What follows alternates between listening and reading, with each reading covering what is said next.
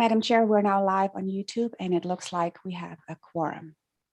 Okay, thank you, Ms. Mueller. We'll go ahead and get the May TPO Technical Advisory Committee meeting started. Welcome everyone. Thank you all for attending. I do want to make one note of a membership change. Mike Campbell will be replacing Todd Kilduff as our TAC alternate for Goochland County. There's been some movement over there. If you all haven't heard about it, I recommend you go and check out their website for some new folks and some of our past members who have moved up in positions. So the next item on our agenda is the statement regarding virtual meetings, which is included in the agenda package. Once again, because of COVID-19, we're continuing to meet virtually, but there are multiple opportunities to provide input during a meeting as well as prior to the meeting. Ms. Mueller, I believe you said we had a quorum, but if you could do roll call and certify as such. Yes, thank you, Madam Chair. Good morning, everyone. Town of Ashland, Chair Amos. Here. Mr. Tucker. Chesterfield County, Ms. Smith. Here. Ms. Walker. Goochland County, Mr. Coleman. Here. Mr. Campbell. Here. Hanover County, Mr. Vidunas. Here. Mr. Flagg.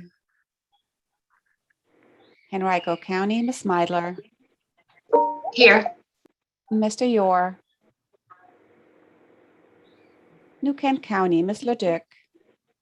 Here. Powhatan County, Mr. Chardine.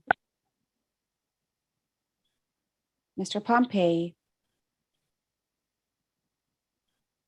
City of Richmond, Ms. Clark. Here. Mr. Bridewell. Here. Capital Region Airport Commission, Mr. Rutledge.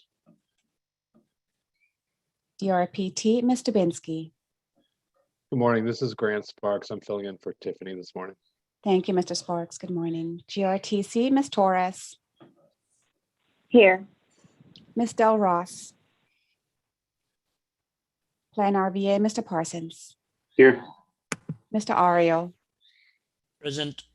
Right Finders, Ms. Tisdale. Mr. O'Keefe. Here. Richmond Metropolitan Transportation Authority, Ms. Simmons. VDOT, Ms. McAdory. Good morning. Here. Good morning. And Mr. Herman. Here. Thank you. That concludes the roll call for attendance. Madam Chair, I can certify that we have a quorum. Thank you, Ms. Mueller. The next item is the consideration of amendments to the action meeting agenda. I will point out, if you haven't seen the updated UPWP that was sent out last night, you may want to go and check your email and have that prepared for item number 7 on the agenda. Are there any other changes or amendments that are proposed for the agenda? Yes, ma'am. This is Chet Parsons. Staff would like to request an addition to the agenda. I'm sorry, for RSTP, an RSTP budget change and highway infrastructure program funds, and we would suggest adding this either before or after item 6. Okay.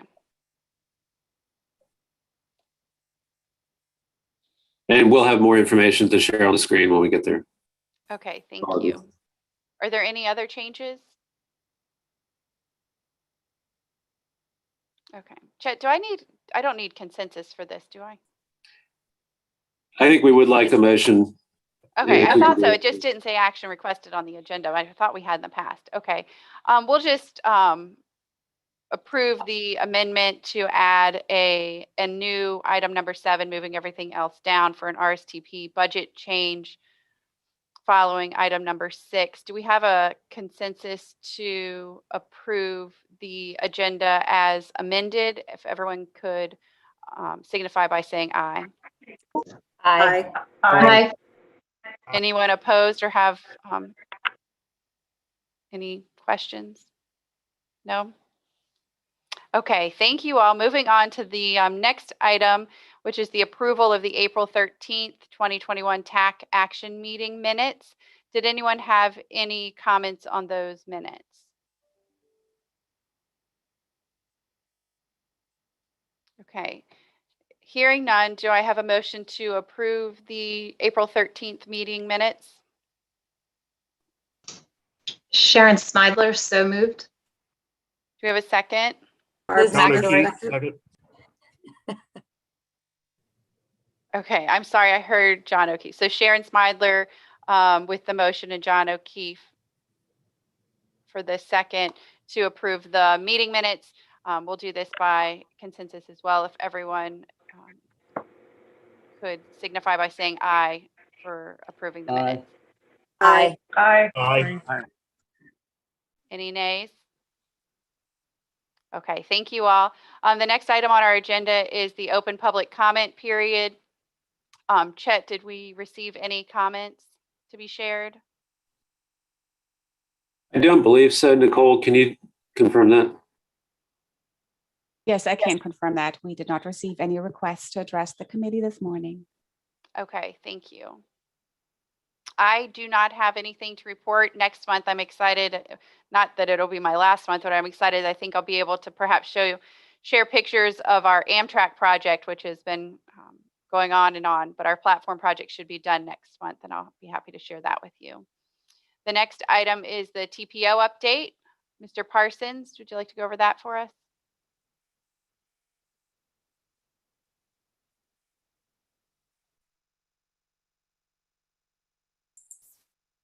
Boy, I was muted, sorry. You'll be getting updates on a couple of these items this morning, so I'm going to breeze through this portion of the agenda. You can scroll down, Nicole. So the bicycle and pedestrian plan update is nearing completion, and as we've discussed before, the intent with this update to the 2004 plan was to fold into the update to the long range transportation plan. So that's still what's in play, and Barb Jaycox and staff are working diligently to make sure that that's going to be available and ready to fold in. We've gotten a lot of great participation from each of our member localities, as well as a diverse list of stakeholders in the community as this bike ped plan update is being completed. So we're excited and looking forward to that, as well as the many different ways that we can make these plans, including the bike ped plan, available to the community through story maps and online mapping and other types of methods for people to view our products and hopefully make them more educational for the community. You can scroll down, Nicole. Our public transportation work group is continuing to meet, and you'll get an update today from Adrian and Scudder on the draft regional public transportation plan. That's a major component of this work group right now, is serving as the advisory committee in development of that plan for the CBTA. So we're excited about continuing to serve in that capacity. Our Vision Zero work group is scheduled to meet later this week, and this is going to be a fun project. So VDOT has a consultant on board. I believe it's VHB, and the Vision Zero work group is going to be looking at a regional action plan. So there will be lots of data developed and kind of laying the foundation for further discussions on what we want to do as a region related to regional safety and Vision Zero directions and those kinds of things. Everybody's coming at this conversation from a different perspective in terms of where each jurisdiction is and how comfortable they are talking about and moving forward with this type of a process. So this is kind of groundbreaking in that we're able to hopefully use this new data and information to give everybody a touchstone for where we can move forward in terms of regional safety planning. Our RSTP CMAQ subcommittee is being considered the allocation, the guidelines are on the agenda today. So I would expect, assuming all goes well, that this subcommittee will not be necessary in the future. So that's great news for staff, and that we don't have to support this subcommittee further, and the work is going to be complete. And then our Rural Transportation Advisory Committee has been organized and been meeting to talk about some resiliency and performance measures that can be developed. I will say that with the actions taken by the policy board earlier this year, there may not be a Rural Transportation Advisory Committee in the future if the boundaries for the TPO change. So we will keep everybody informed of the timeline for that, and whether we continue to have access to rural transportation funds, and what the future direction is for this committee. There's nothing that says we can't continue the committee. It's just they won't have the rural transportation funding to support it. So I think that's a future conversation to be had. With that, I think that's the bulk of the update on the current work efforts. In terms of the CBTA, I already mentioned the regional public transportation plan. The other things that are underway right now are related to regional transit governance. That report is being developed by AECOM in coordination with the CBTA, and is scheduled to be submitted to the Governor General Assembly by the end of June. The subcommittee that's been established by the CBTA for regional priorities, mainly dealing with the 35% regional funds that are regional revenues that are being collected. That work is moving along fairly smoothly, and the subcommittee's done a ton of work under the direction of Chessa and Joe.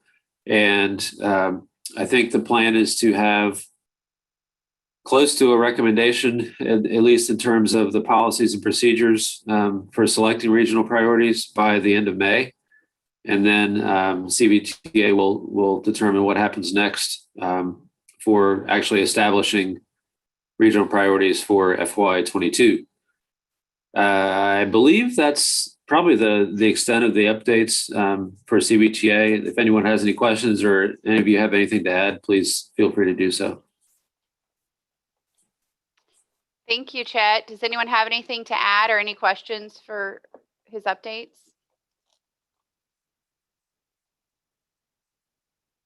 Okay, letting him off easy today. Thank you. The next item on our agenda is the RSTBG allocation correction. Mr. Bushing, are you going to present this for us? Yes, thank you, Madam Chair. Good morning, TAC. So this is the first item. This is the correction for RSTP, and this is related to UPC 13551. To give you just the background information you need. So we develop the allocations plans each year. We coordinate with VDOT. Basically, VDOT has to pull a lot of data out of a system and put it into the spreadsheet, and then we have to plug in the RSTP numbers to fill in the rest. While the data was being pulled, somehow smart scale allocations got double counted. So it made the project look like it already had more outside funding than it really did. Which led to a $524,000 deficit. So basically, we didn't allocate enough RSTP to cover because it looked like it already had funding. The second piece of this is related to smart scale itself. So as you're all probably aware, there's the smart scale estimate, and then there's the estimate that's actually used in pool, which your most recent agreement.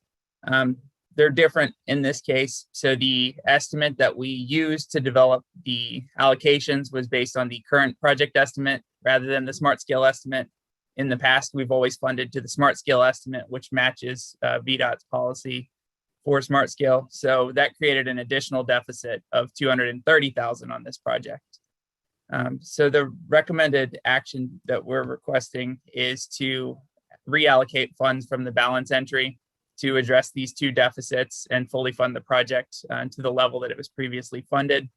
If we act today for TAC and by June, with the policy board, this can be included as part of the final SIP, so we don't need to handle it as a transfer after the fact. So this table that you see at the bottom here shows the balance entry. So the top line is what we have approved currently. So this is what's been adopted. With the transfer of these additional funds to the project, this second line is what it would look like. And as you can see, we're funding the 524,000 difference in 23 and the 231 deficit in FY24. Happy to answer any questions, but otherwise the action requested is for a recommendation on this motion, which is essentially that the policy board approves reallocating those funds from the balance entry to the project and restoring funding on it. So happy to answer questions. Thank you, Miles. Does anyone have any questions? Joe, do you have anything to add? Right. Miles and I discussed this prior to the meeting, and I understand and I concur with the requested action. Thank you, Joe. Are there any other questions about it? Comments?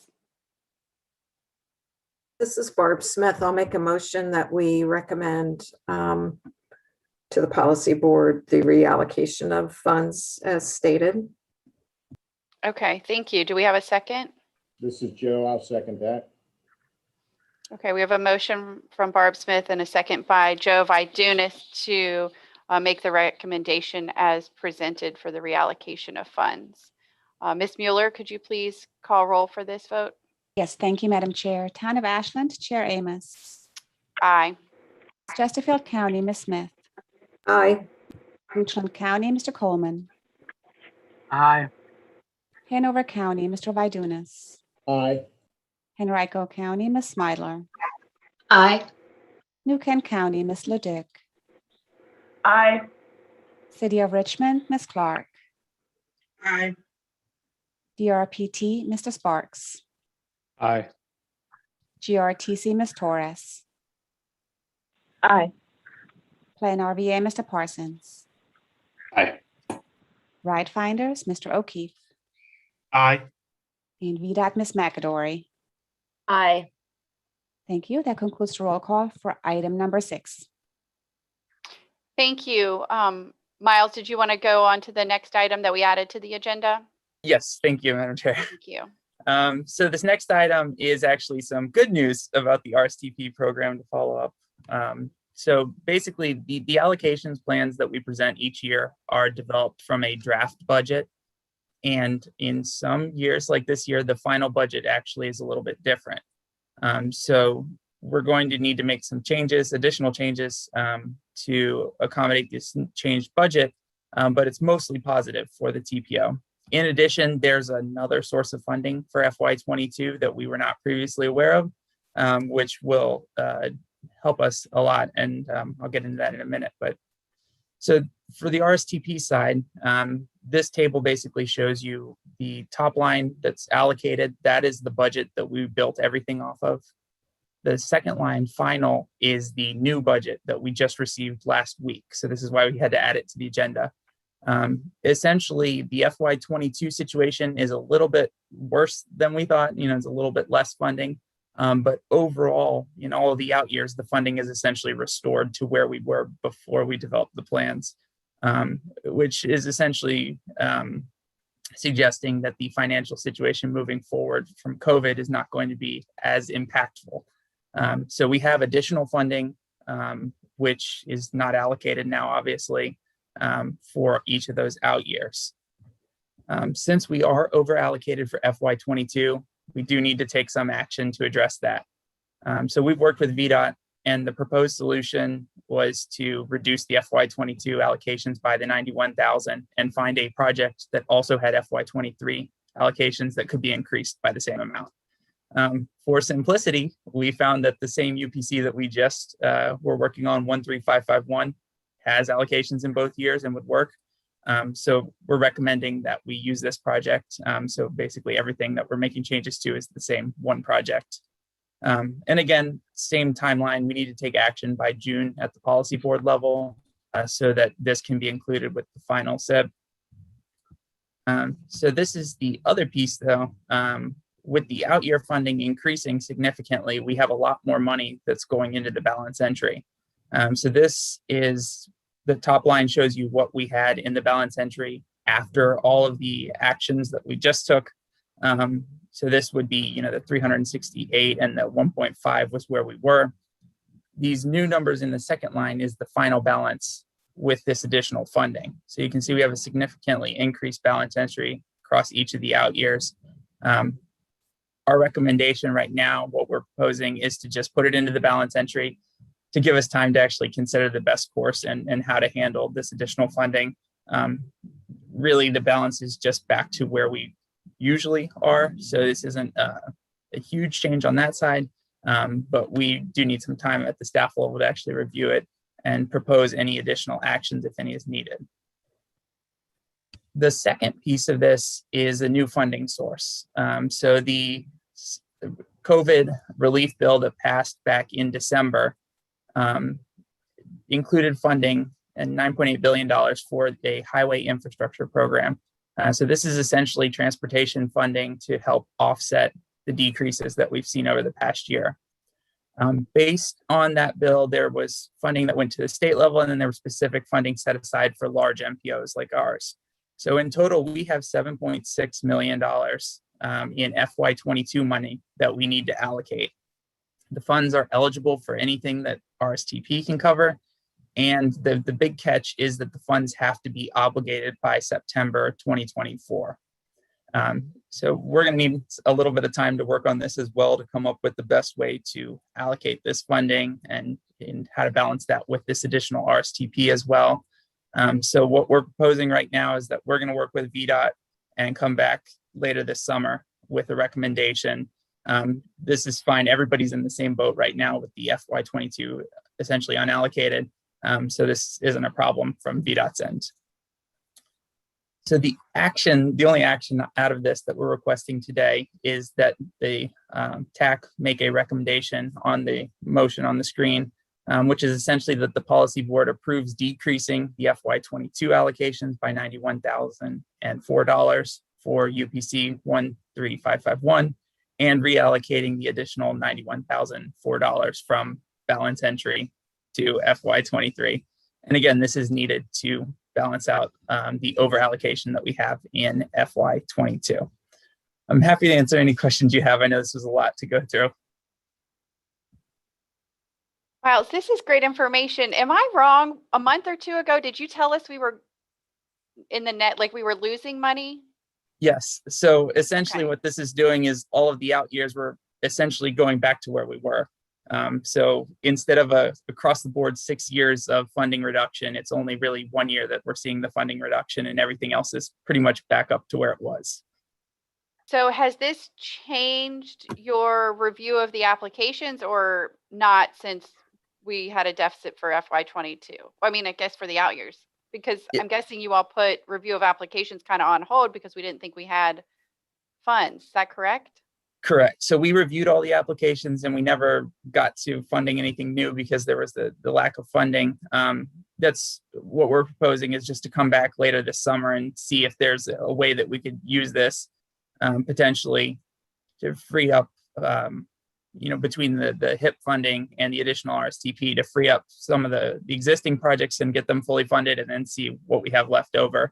And if this holds for next year, obviously this would be a large amount of funding that we'd be able to allocate for the new batch of projects as well. So we just have to weigh the options, and we're going to be talking with Liz and Larry a lot over the next few months to figure it out.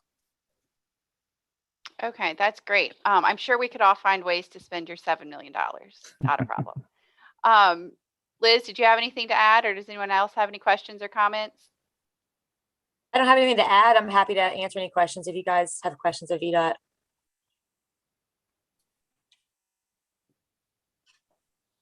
Okay, I'm not hearing any. Do we have a motion for the resolution as presented to approve the amendments to the allocations with a decrease in FY22 and an increase in 23 of the same amount for UPC 13551? I'll make a motion to approve. Thank you, Joe. Do we have a second? This is Liz. I'll second. Okay, so we have a motion by Joe Vidunas and a second by Liz McAdory on the motion for reallocation of funds. Ms. Mueller, if you could please take roll call. Thank you, Madam Chair. Town of Ashland, Chair Aye. Amos. Aye. Chesterfield County, Ms. Smith. Aye. Guthrun County, Mr. Coleman. Aye. Hanover County, Mr. Vidunas. Aye. Henrico County, Ms. Smidler. Aye. New Kent County, Ms. Leduc. Aye. City of Richmond, Ms. Clark. Aye. DRPT, Mr. Sparks. Aye. GRTC, Ms. Torres. Aye. Plan RBA, Mr. Parsons. Aye. Ride Finders, Mr. O'Keefe. Aye. And VDOT, Ms. McAdory. Aye. Thank you. That concludes the roll call. Thank you. The next item on our agenda is, I guess, technically item number 8, but shown as item number 7 on your agenda, which back up here, is the draft FY22 Unified Planning Work Program, the UPWP. Mr. Parsons, will you be able to go over this for us? And again, you should have received this in an email yesterday. Yes, you should have received this yesterday evening. My apologies for that. I'm going to, bear with me, I'm going to share my screen.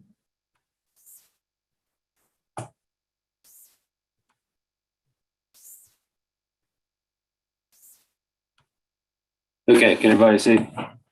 So this is the draft Unified Planning Work Program for fiscal year 22. It is very similar in form and function to the existing FY21 plan. The layout should not be a surprise to anyone. So we've updated it based on our best estimates from VDOT and DRPT in terms of funds available for FY22, as well as carryover and remaining funds from this year and previous years that are available for use in the following work program years. Our priorities for the year are to continue to address federal certification review comments, and we have addressed most of those. This is all building up to a new certification review that's happening this summer, as we've discussed a little bit in the past, and working with Federal Highways and VDOT to make sure that that's done in a good comprehensive fashion. So the work program is designed to support that. We'll continue development of Connect RBA 2045, our long-range transportation plan. As you know, it's expected to be completed in October of 2021. So our plan after that is to continue to develop some of the other processes and procedures that we do. We want to increase the opportunity for public engagement. So we are excited about being able to expand our staff at some point in the next few months to provide dedicated support for public engagement, Title VI, equity, and diversity across the TPO, and to provide support for other Plan RBA activities as well. We will continue our regional efforts to develop bicycle pedestrian abilities with partners from all over, and to continue to talk about transit and keep that discussion at the forefront and how to best meet the needs of the entire region, whether that is fixed route, on demand, or other types of services. I think one of the exciting things that staff is really looking forward to is upon completion of the long range plan in October, we want to immediately go into development of scenario planning tools for the region. And this is going to be a multi-year effort that will lead up to the next update to the long range plan. So we're envisioning probably 5 full years of scenario planning work to start with, for this coming fiscal year, we'll be focusing on education and learning about what scenario planning is, what it can be used for, and how best to start developing data and include stakeholders and community members in the process from the beginning. So that's where we'll transition our long range planning efforts into that scenario planning focus.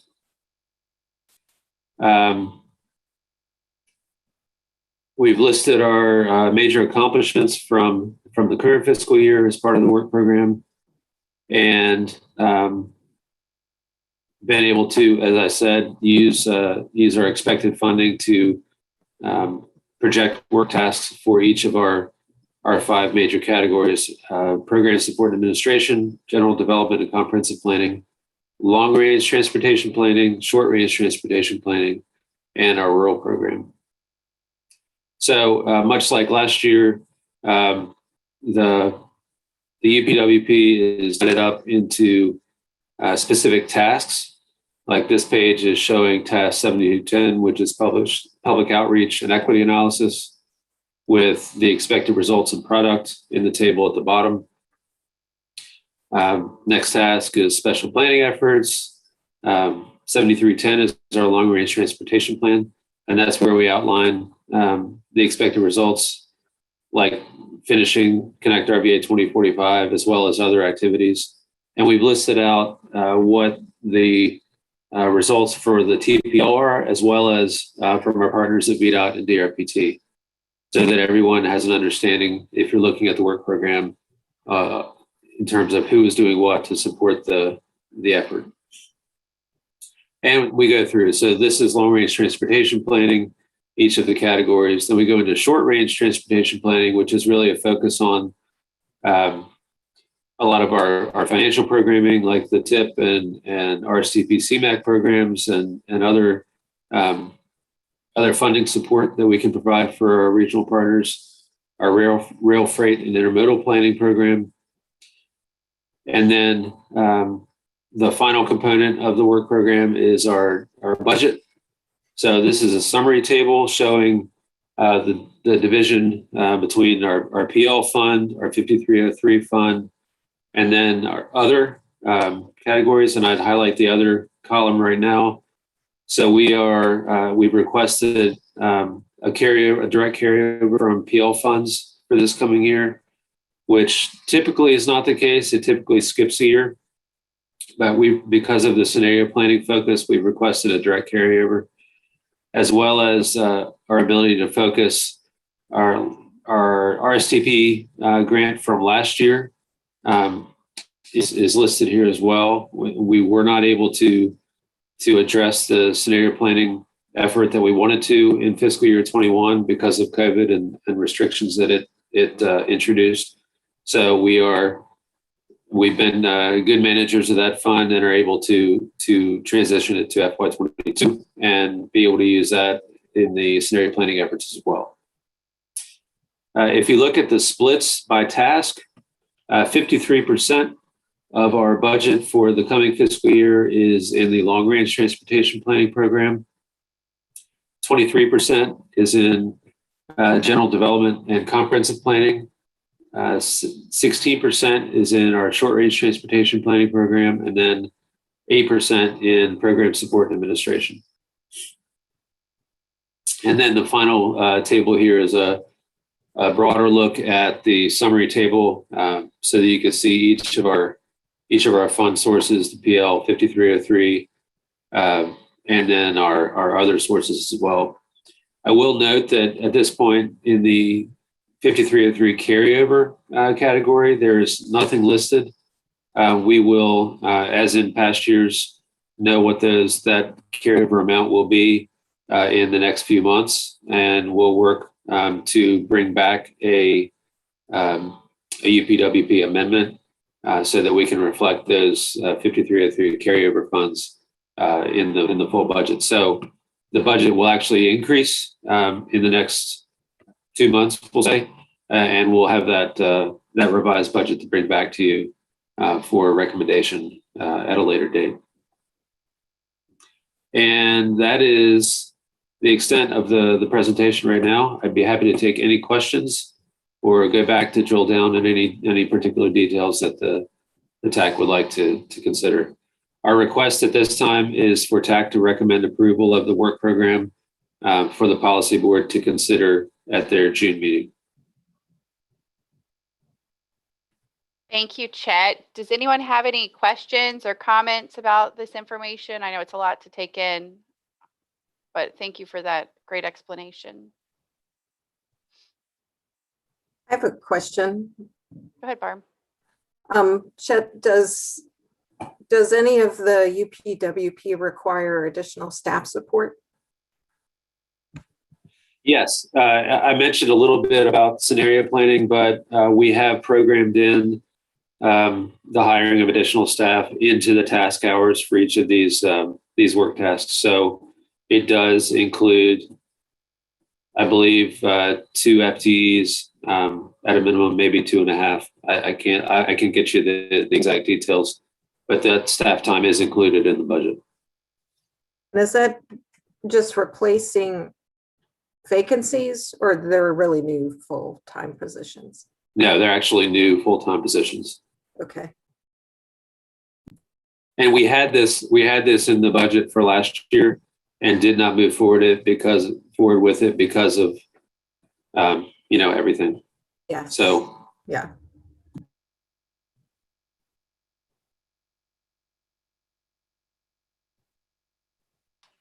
Any other questions or comments? If there are no questions or comments, is there a motion to recommend approval to the TPO of the FY22 UPWP as presented? This is Liz. I'll make a motion. Thank you, Liz. Do we have a second? Barb Smith, second. Okay, so we have a motion by Liz McAdory and a second by Barb Smith to recommend the FY22 UPWP to the TPO as presented. Ms. Mueller, if you could do a roll call vote, please. Thank you, Madam Chair. Town of Ashland, Chair Aye. Amos. Chesterfield County, Ms. Smith. Aye. Goochland County, Mr. Coleman. Aye. Hanover County, Mr. Vidunas. Aye. Henrico County, Ms. Smidler. Aye. New Kent County, Ms. Leduc. Aye. City of Richmond, Ms. Clark.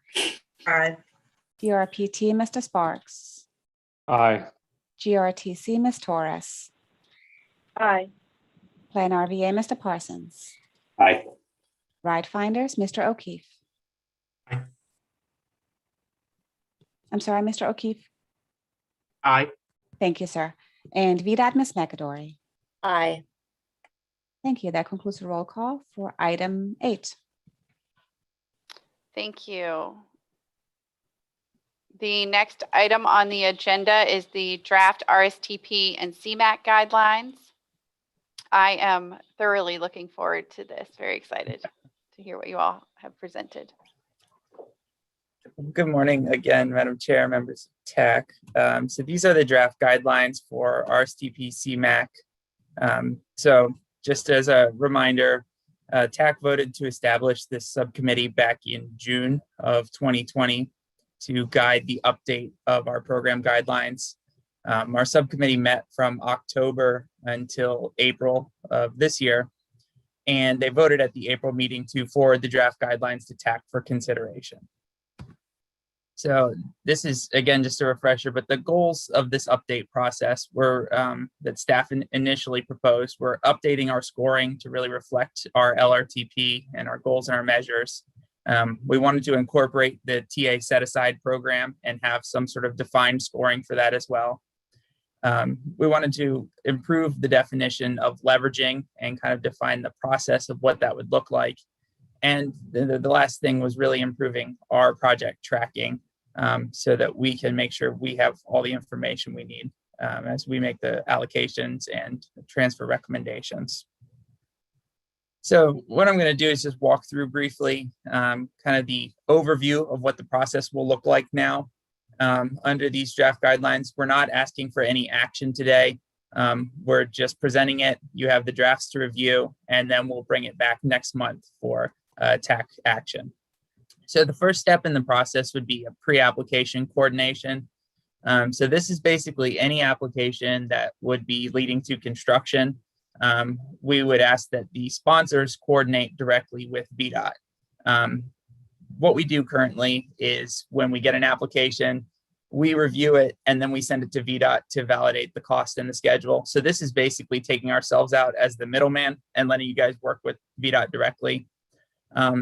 Essentially, VDOT's able to provide that validation, but they've also offered to provide other pieces as well, such as concept refinement or studies. There's different timelines for each of those, obviously, but it's really to help make sure that the projects that we're putting through the RSTP CMAQ program are ready to go and that they have all the information that's needed. Essentially, the key outcome of this is if you're submitting a project that's intended to be VDOT administered, we want to make sure that the schedule and the cost will match what VDOT says is going to be their cost and their schedule. If you're intending for your project to be locally administered, it's okay if it's different, but we want to know what VDOT's estimate is so that we can have some sort of quantifiable sense of, well, here's a potential risk. You know, there's a difference between these estimates. So once you've gone through that validation process, you're then able to submit the application. The application is going to be similar. It'll be something online. We have to develop new forms, obviously. So we'll be working on that this summer if these guidelines are adopted. We're targeting October for the application window for this year, just like we did last year. The biggest change in terms of applications is we are proposing a cap on the number of applications per sponsor. So what we did was we looked at the past 6 years of applications and saw how many were submitted by each locality. And so we took the average. So for the larger localities, they were averaging around 10 applications each year. The smaller localities were averaging around 3. And then the non-locality agencies like GRTC were averaging around 3 applications as well. So we put those as the proposed cap. And again, this is really to ensure that staff has adequate time to review all the applications. Not everyone hits these numbers each year, so we don't expect to get this full amount. But if we did, this is almost 70 applications that we would have to review. So there's a lot of room beyond what we normally receive, but we wanted to make sure that we did have some cap in place since this new process is much more staff intensive. So moving on, after the applications are submitted, we would move on to the screening process like we normally have. The biggest change here is in the past, we've had the annual meetings in November where we go through each of your existing projects and then we talk about your new applications. We're proposing to replace that with more of a formal presentation of your project. So you could just give a PowerPoint, 10 minutes, walk us through why is this project needed? What's it going to accomplish? Kind of just give us a little bit more insight. The goal being that the scoring committee could get questions answered that might be necessary for developing the scores, or also just for you to really give us a sense of why is this an important project for your jurisdiction. So I think that's something that we've missed some of the years. So this is going to help get that out in front. We have another plan for how to review all the existing projects, so we don't need to use that meeting time for it. So TPO staff would then screen each of the applications, making sure it's eligible, consistent with the LRTP, and that the application is complete and has everything we need.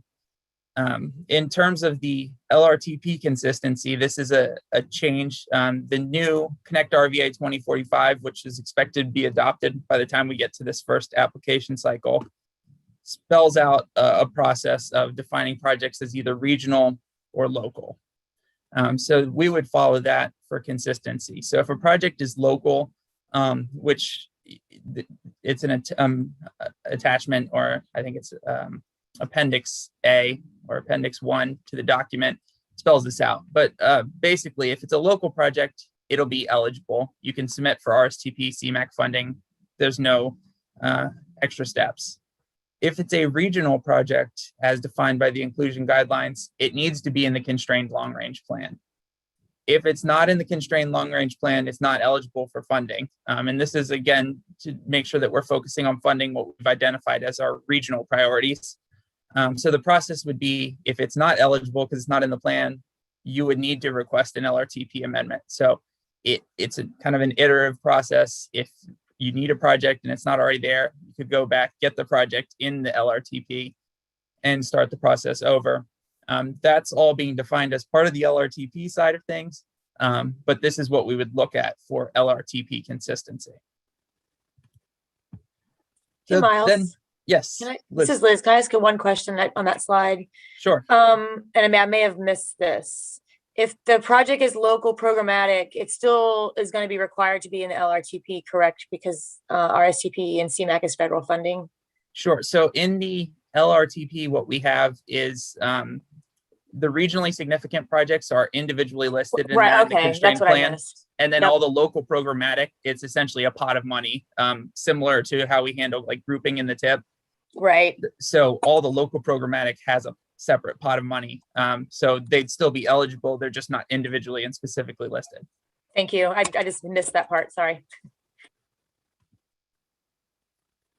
So moving on to the scoring. So once we've deemed a project is eligible, we would move on to scoring. The scoring, we're proposing to follow the Connect RVA performance measures. The goal with this is essentially that our projects that we've identified as priorities through the funding process should also be meeting the goals that we've identified through the regional planning process.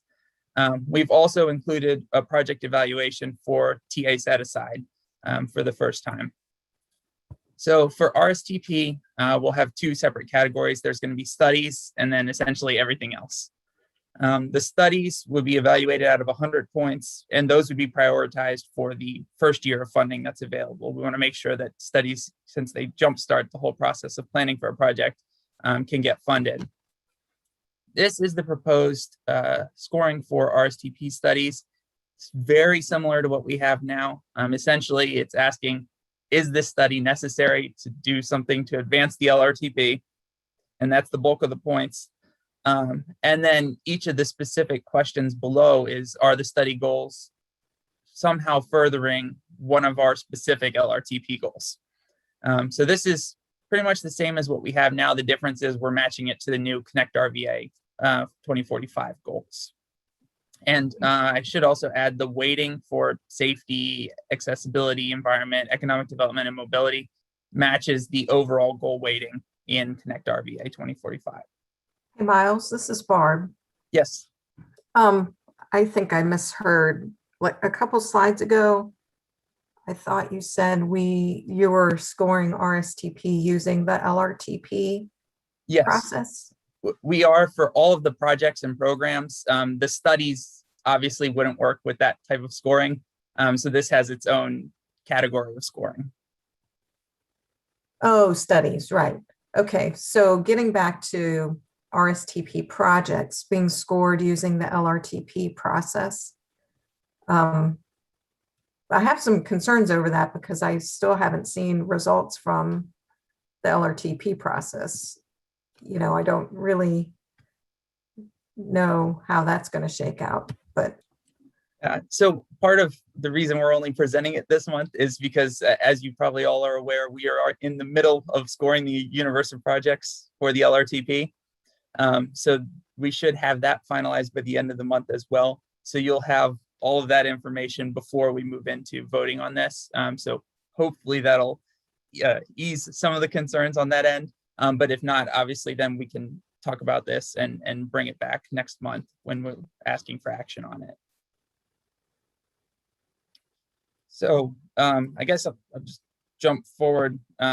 So if everyone should be familiar with the Connect RVA scoring process, but basically the goal is doing a cost benefit analysis similar to Smart Scale, but using the performance measures that we've identified through our long range planning. The goal of using this, or the benefit of using this for our RSTP program, is that there would be consistency and a direct connection to the long range plan. So if we're saying that we want to reduce crashes and we have the performance measure already identified, if we use that same performance measure when we're actually evaluating projects for funding, we know we're furthering that goal. So it's just creating that direct connection. The other benefit is for anything that's regional, based on that regional local split that I showed you earlier. The TPO already has all the data that we need because we're doing it for the LRTP as well. So we essentially handle all the legwork of getting the data and evaluating the projects. For stuff that's a little smaller, wouldn't be considered regional for the LRTP. You may need to submit supplemental material still, but that's going to just depend on what kind of projects and where it's located. So I'm sure you've all seen this before, but this is basically the weighting. So it's the 5 main goals: safety, mobility, accessibility and equity, economic development, environment, and land use. And then it's broken down into specific performance measures under each goal, and each performance measure has a weight. So all of this adds up to 100, and then it's a cost benefit, just like Smart Scale, out of 10 million cost. So again, we should have results for you for the next meeting to see how that plays out in terms of different project types. But this is what we're proposing to use, again, with the benefit being that it's consistent across all of our planning. For CMAQ, we are also proposing to use that scoring. The benefit being that CMAQ, we're already assessing reduction in air pollution as one of the measures that we're looking at. So that's already built into what we're scoring.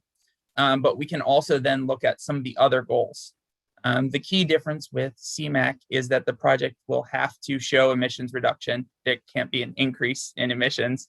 And then the cost effectiveness of that emissions reduction is something we'll also look at. So just zeroing in on the specific emissions and the reductions of pollutants and the cost per ton of pollutant. So we'll look at that on top of the overall scoring. The other piece with the CMAQ program is that we would continue the off-the-top funding for ride finders at the $500,000 a year level that we've been doing. And then finally, we have the TA set-aside scoring. So we haven't really had a defined process.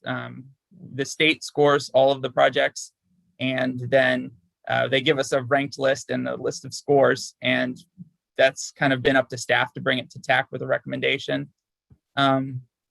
What we're proposing is to primarily use that statewide score, but also weigh in 2 other factors.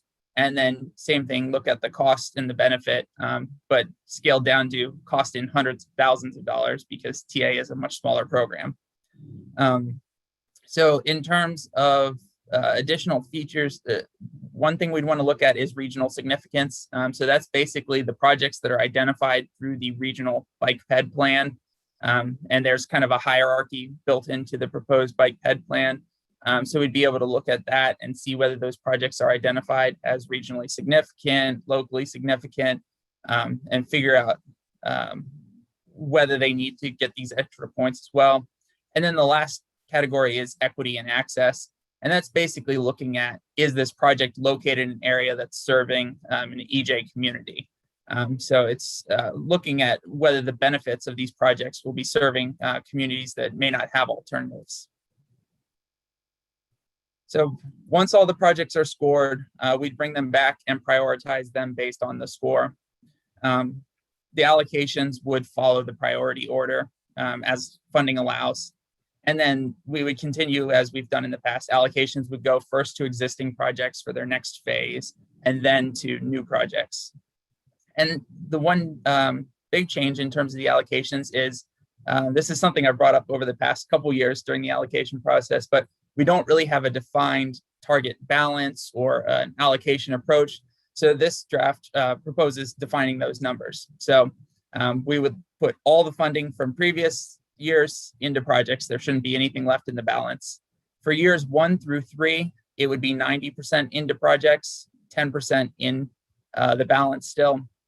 And then it would increase as we get farther out. So 80% to projects, 70% to projects, and 60% to projects in year 6. So this allows us flexibility to still allocate for new projects in year 3 or 4 each funding cycle. But it also creates a little bit more stability in the early years. One of the issues that we've run into over the past few years is projects that are getting ready to go to construction and the bid comes in high, we don't have any balance left in year 1 or 2 to address that, because we've been doing 0% for year 1 and like 5% more or less for year 2. So this increases it a little bit more of what we're holding in reserve for those early years.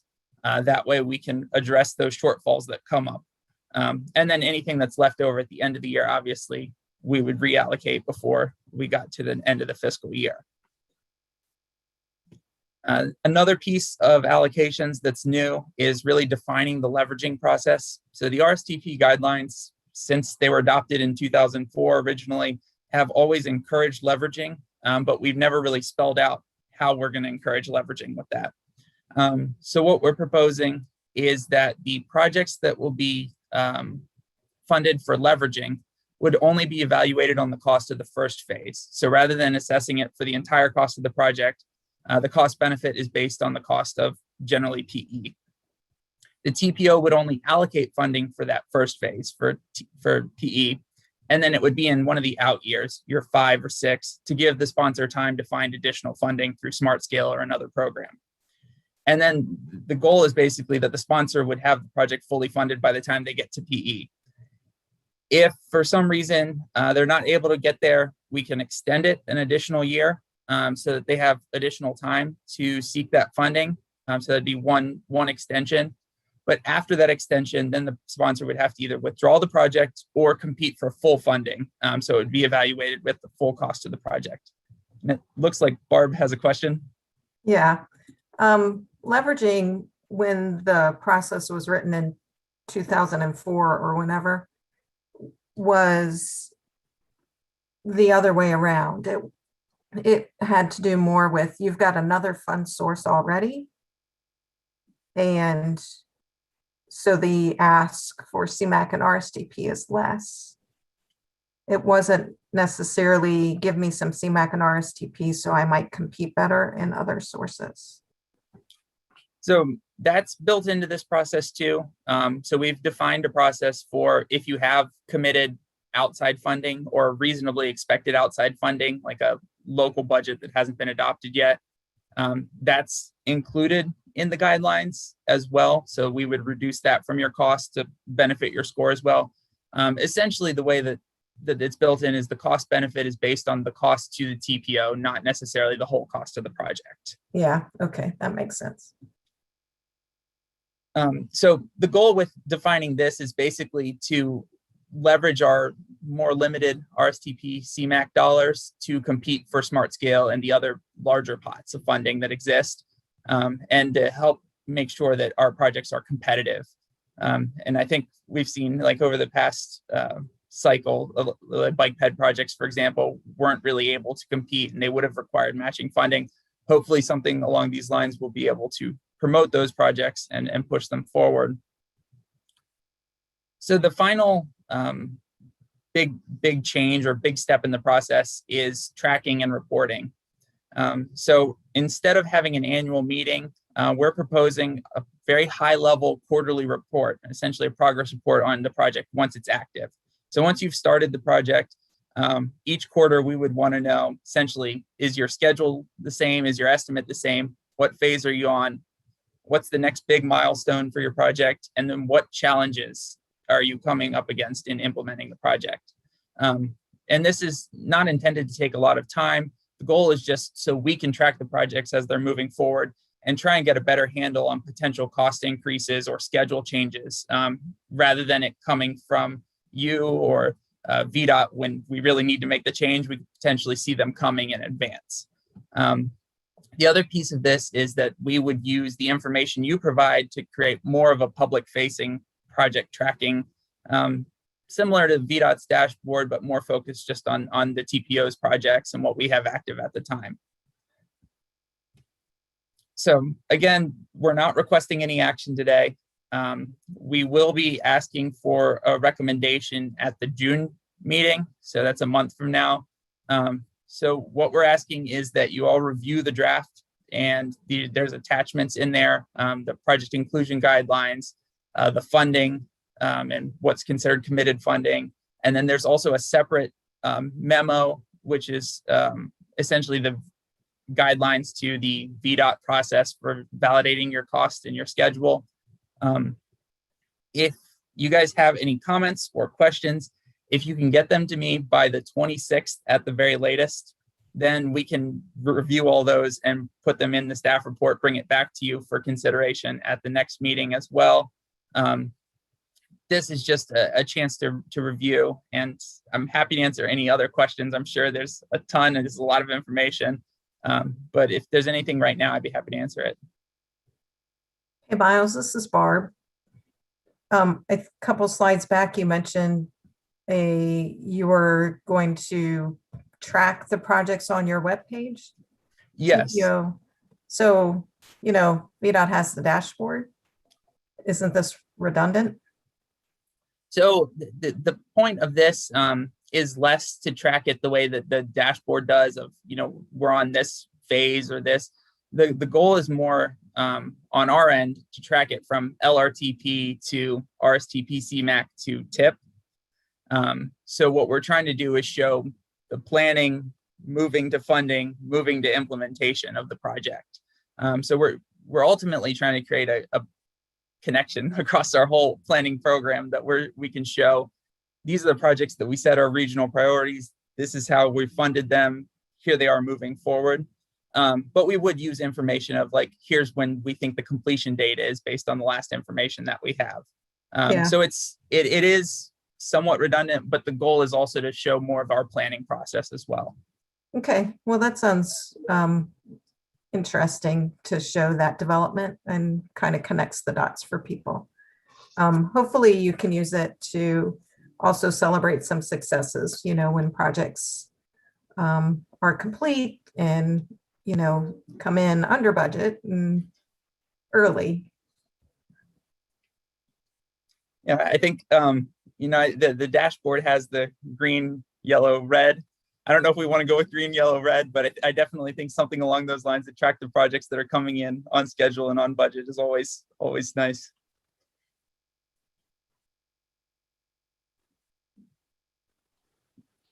Were there any other questions or comments? Okay, so if everyone could review the information that it's been provided and provide comments to Miles by the 26th, that would be fantastic. And I look forward to having additional discussion about this and a recommendation in June. Hearing nothing else, we're going to move on to the next item. Ms. Torres is going to provide us with an update on the draft regional public transportation plan. Yes, good morning. Go ahead and share my screen.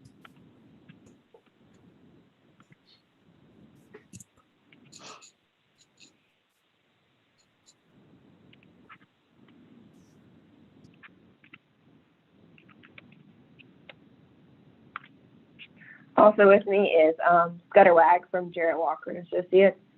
He is part of one of the two consultant groups that has been helping lead this regional public transportation plan effort. Good morning. All right, so I'm going to kick it off and then hand it over to Scudder about halfway through the presentation. And I just wanted to give everyone an update. We have been, of course, coordinating this effort through the TPO with the Public Transportation Working Group. Just going to say the efforts we've done to date and kind of what's left at this point, as well as the recommendations that we've worked on. And this presentation has gone to our board in April, and I also did a very similar one yesterday to the CBTA Tech. So I know there's a lot of crossover, so some of you have already seen it, but appreciate any comments. And then there will, of course, be the opportunity for feedback. We want feedback so we can incorporate anything into the final plan. So what's happened? So this whole process kicked off in January. We had our first meeting with the Public Transportation Working Group as well in January. We had our core design one, which was held January 19th through 22nd. And that was working with the Jarrett Walker Group and pretty much members of the Public Transportation Working Group of the TPO and several others to develop two alternatives, a ridership and a coverage alternative for expansion scenarios. We did phase 1 outreach after that, so February 18th through March 12th, and that was an online survey. We also went in person to a few bus stops to collect some in-person data, and we updated and made our website go live to a dedicated page to the Regional Transportation Plan, and the survey closed on March 12th. Of course, our website's still up. We pretty much were asking for input from the survey on the 2 alternatives to see the expansion concepts. The input from that was given to the core design group for our second meeting, which was held March 15th through March 16th. And in that, we collaborated again to come up with a recommended expansion network. And Scudder will get into kind of those recommendations that we'll be refining as far as prioritization over the next year, but what those were. Those same recommendations went to our board at a special board meeting, and they made the recommendation or support for a model that supported more ridership. So 85-15 when you're looking at the expansion priority. We then met again with the Transportation Working Group, and we discussed the expansion priorities and the costs associated with them, as well as the resources that we currently have available. So about future implementation and kind of a kickoff discussion of what that would look like. After that, that kind of led into some individual meetings with jurisdictions. So we've met with several jurisdictions already, have still some more meetings lined up. If there are other jurisdictions that we do not have meetings set up with, please reach out. We would love to meet with all of the jurisdictions, have the opportunity to go over this plan in more detail, as well as kind of hear your transit priorities and really explain who GRTC is and what we can offer. We will be working on expansion priorities and discussing microtransit in the future, but have kind of already started talking on those topics. And like I mentioned, our draft recommendation to this very similar presentation went to our board on April 20th. So just some high-level summary of what the recommendation priority is with the dollars from CBTA for FY22. Just to say, we are planning on using our FY 2021 allocation to fund FY 2022. And the projected realization of those dollars are estimated to be about $20.3 million. Of that, the priorities are to maintain existing service, which is about $20 million. Capital local match, so our capital projects that we plan on doing within that year, estimated about $633,000. A microtransit study about $200,000, and then to do this plan is annual, so to do the next iteration of this plan and continue to refine some of those expansion priorities in 2023 at $200,000. And then as far as the FY 2022 dollars that will begin to come in, we plan on putting those in a reserve, and they will go towards the maintenance of service. Again, that's $20+ million in 2023, and anything that will come out of that 2023 plan developed in 2022. The estimated projection for that right now is about $28.8 million.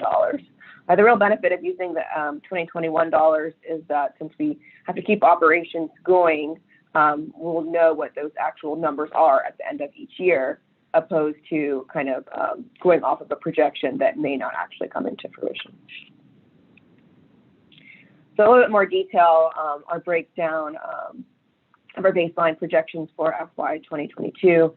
So looking at the pie chart, 8.2 comes from FTA, 11.9 comes from the state, and the jurisdictions, City of Richmond at 8.1, Henrico 4.3, Chesterfield County at 1.2, and those are those local contributions. Petersburg also gives us a small contribution. The business partnerships at 2.3, fares are put back in this model at 6.8, other sources at 0.7, and then the big piece is the $20 million for the CBTA dollars to support maintenance of service. We, through this effort, and especially looking at COVID, we really saw that our service truly is essential compared to a lot of other agencies across the nation where local ridership did take a significant dip. We didn't see anything more than 25% for our system for the local routes as a whole, and that's already gone back up to less than 20%. So Our system already is truly regional, and we are looking forward to collaboration to expanding on that in the future. As priority 2, capital projects, like I mentioned, we currently we're required to have a 4% local match for a lot of our grant funds, especially state. So with that, we plan on doing 2% from CBTA and then 2% from the local jurisdictions to make those dollars go even further. And in that match dollars, some of the projects are a lot of state of good repair related to maintenance and IT, as well as several studies. We plan on looking at what are the next 2 BRT corridors, so looking at particularly our Chamberlain and Wilmer line, as well as further out west on Broad Street, looking at a study for the neighborhood transfer centers, modifications to our BRT stations to be able to accommodate a 60-foot bus, be articulated to add to the 40-foot buses currently used. And then some bigger projects that we plan on also looking at is just the fleet replacements also in there, but fleet replacement for expansion, and then downtown transit centers. Priority 3, micro mobility study, so exploring a complementary service to our fixed route system. We know that there are certain areas in all the jurisdictions that the density doesn't necessarily support a fixed route kind of model or mode. So looking at something that does more of that first mile, last mile.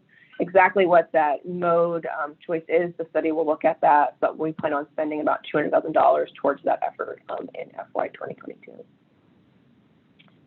And then back at expansion. We plan on continuing to refine the list that was developed with the working group in the next year.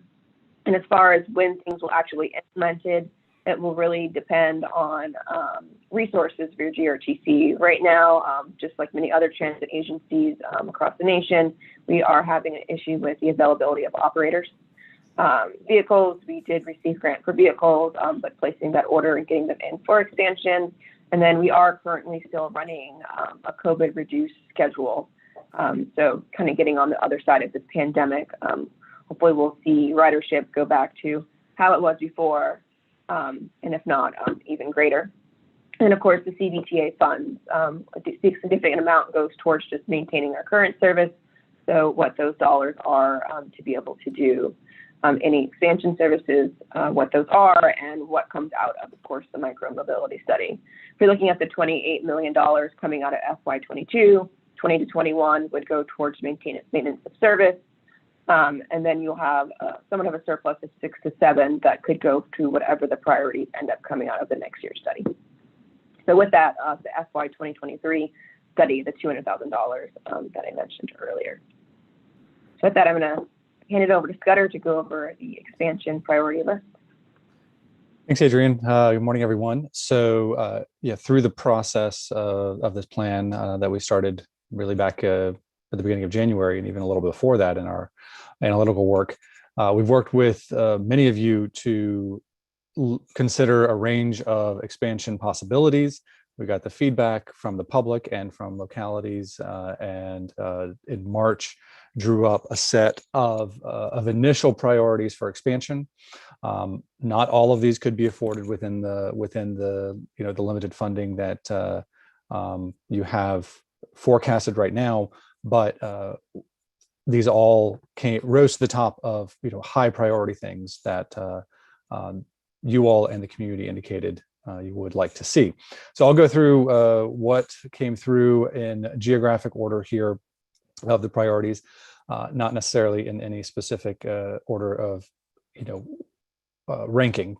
So looking at the west end and kind of the north side, you have an extension of Route 29X into Innsbrook, which would provide a valuable reverse commute option at very limited cost to provide access from downtown Richmond to suburban jobs in the Western Henrico. And that, again, that's a pretty low cost. Also, turning up the frequency of Route 19 and extending it to Goochland to the Sheltering Arms facility is also a relatively high priority. The extension of Route 1C up Brook Road to serve that commercial corridor up to Perriman Brook. Also potentially connecting to J. Sargent Ridgeals, although that is still to be determined exactly how that would connect if it did. Next slide.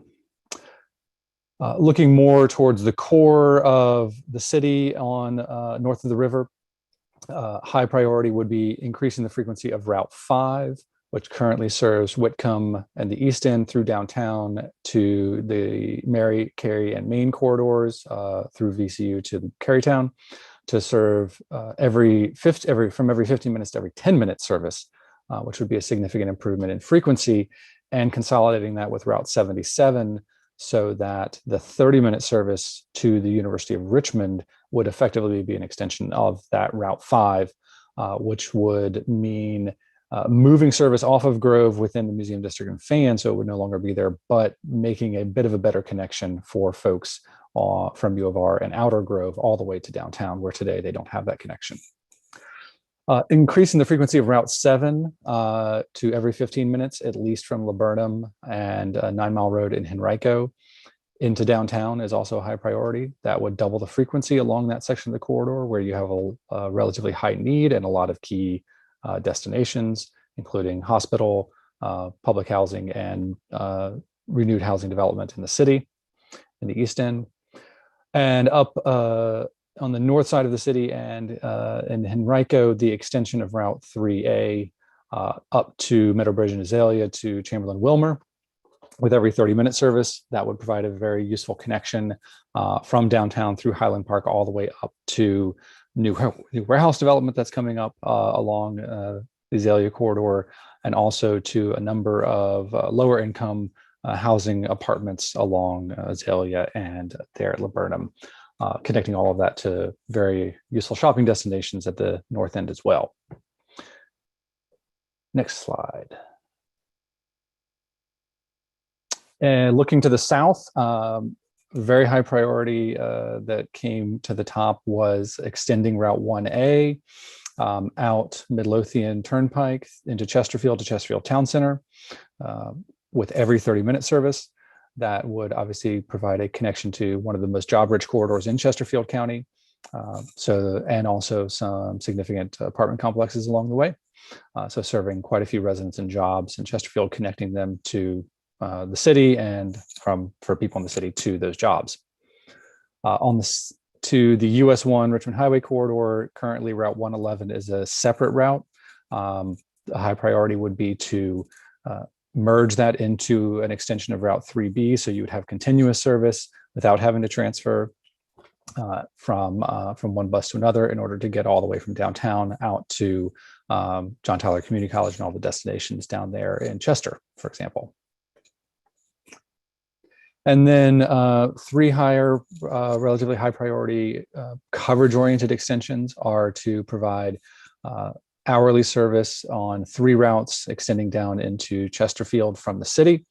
So from Southside Plaza, you would have an extension of Route 86 that currently goes to Walmsley Boulevard in the city, but extended out to Meadowdale Boulevard and around to Richmond Highway and to the Food Line, hitting a lot of shopping destinations and some significant low-income housing apartments along Meadowdale. Route 85 would be a new route from Southside Plaza to Chesterfield Government Center along Iron Bridge. Route 10, hitting a number of apartments and also another major job center, the Government Center in Chesterfield County. And then Route 84 would be a new route extending down Broad Rock to Wilkinson Terrace and a loop and connecting to a lot of apartments with relatively low income populations in Chesterfield County. One advantage or one improvement you would get with all of this is on Broad Rock within the city, the combination of routes 84 and 85 would combine for every 30-minute service on that corridor, which would be a doubling of the frequency relative to today's network. And all of these improvements and extensions, if they were implemented, really would highlight the importance of a transit center at Southside Plaza, because that would be absolutely critical to creating more time connections between routes so that you could get from Meadowdale Boulevard to the Midlothian Turnpike corridor much faster. So that Southside Plaza really becomes an essential connectivity point for anyone in the city or in Chesterfield County trying to connect to anywhere else in Southside. So that's why that really rises to the top in capital priority long term.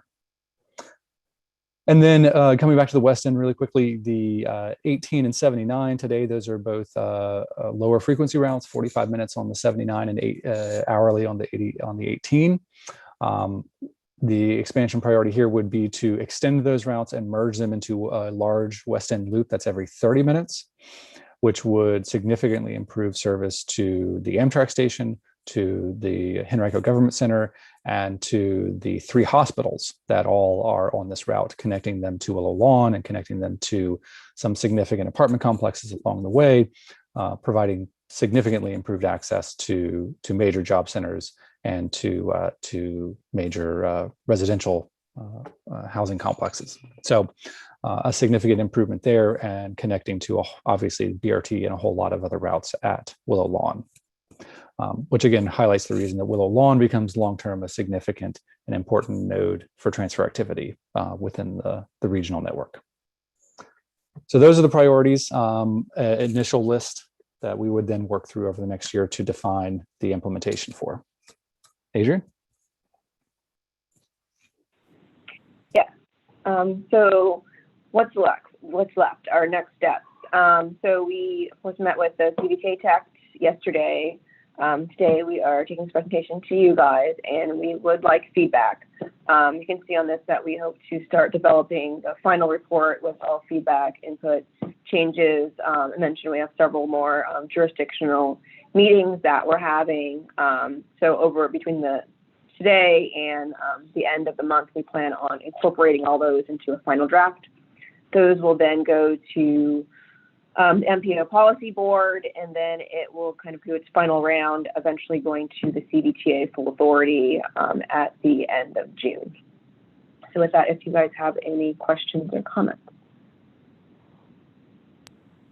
Thank you all. Appreciate that. And I know, speaking for Ashland, we appreciate all the time you've given to meeting with the localities to get our input on this. Madam Chair? Yes, go ahead, Joe. Yes, hi, Adrian.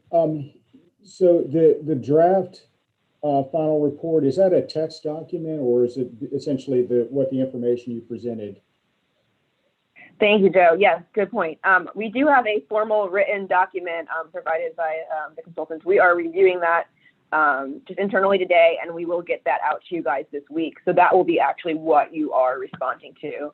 This presentation I did already send to Nicole, so she can get that posted so you can review this. But yes, there will be a full text document to review this week. Okay, thank you. Good question, Joe. Any other questions or comments?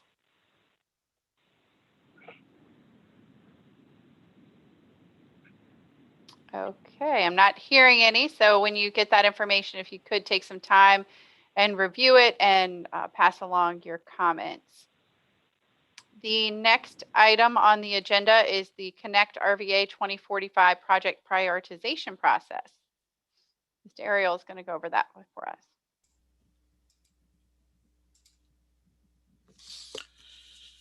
Yeah, good morning, everybody. I'm just gonna give you a brief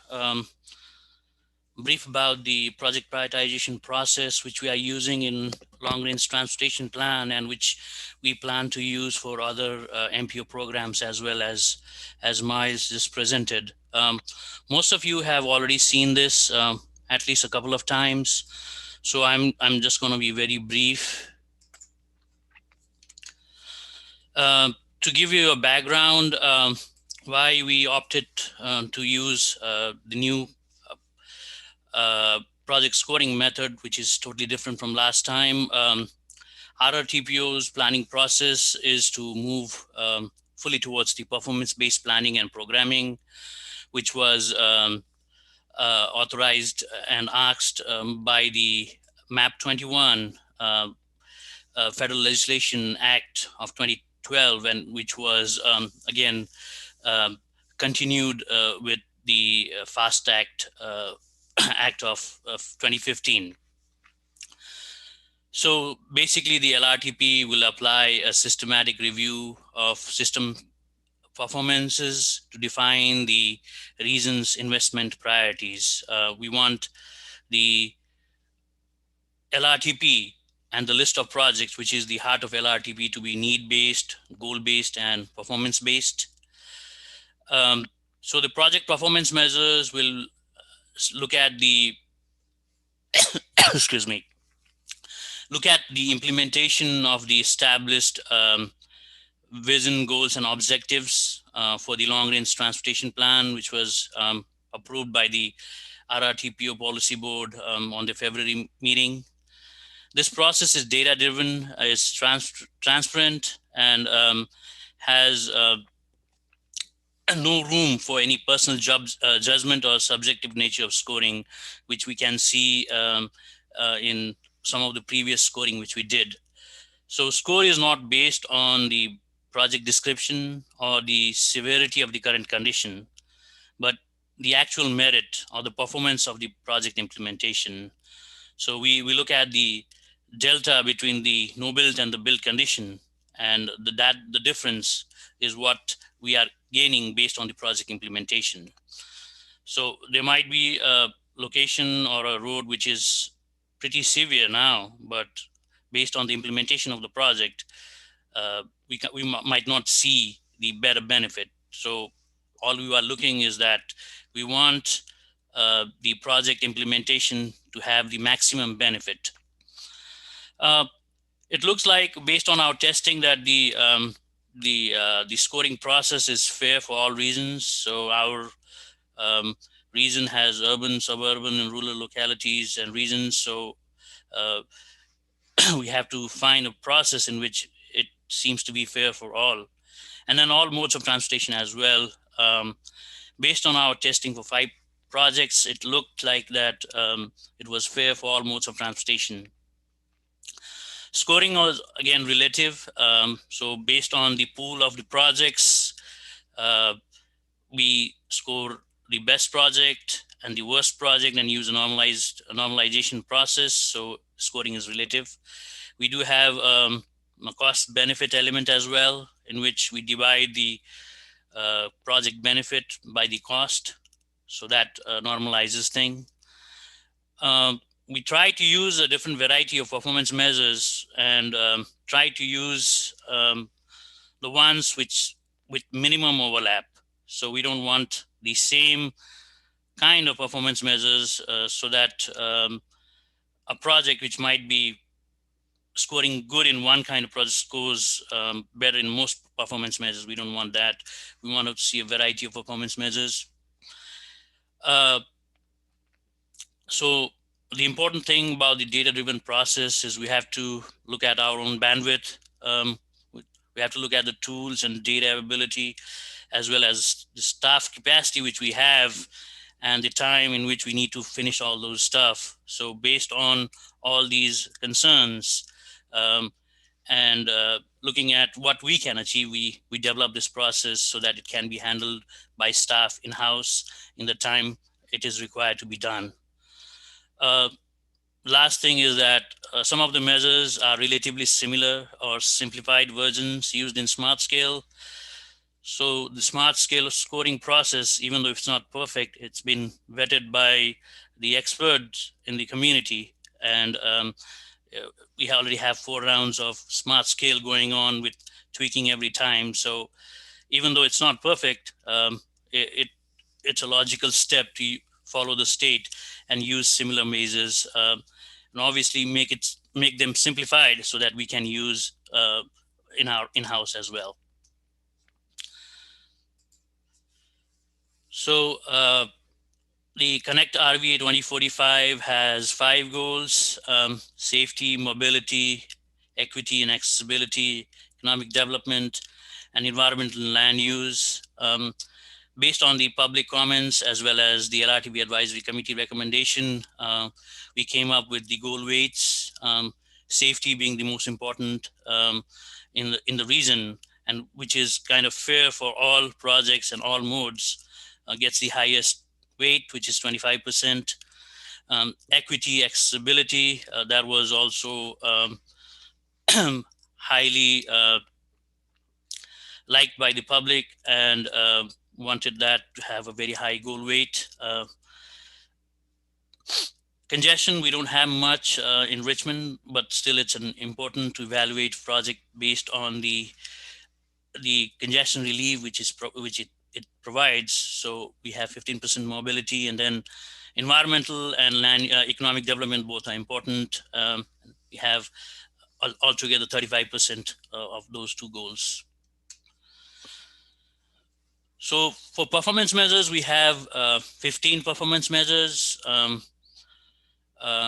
Most of them are true performance measures in sense that we have we can measure the built and the no built.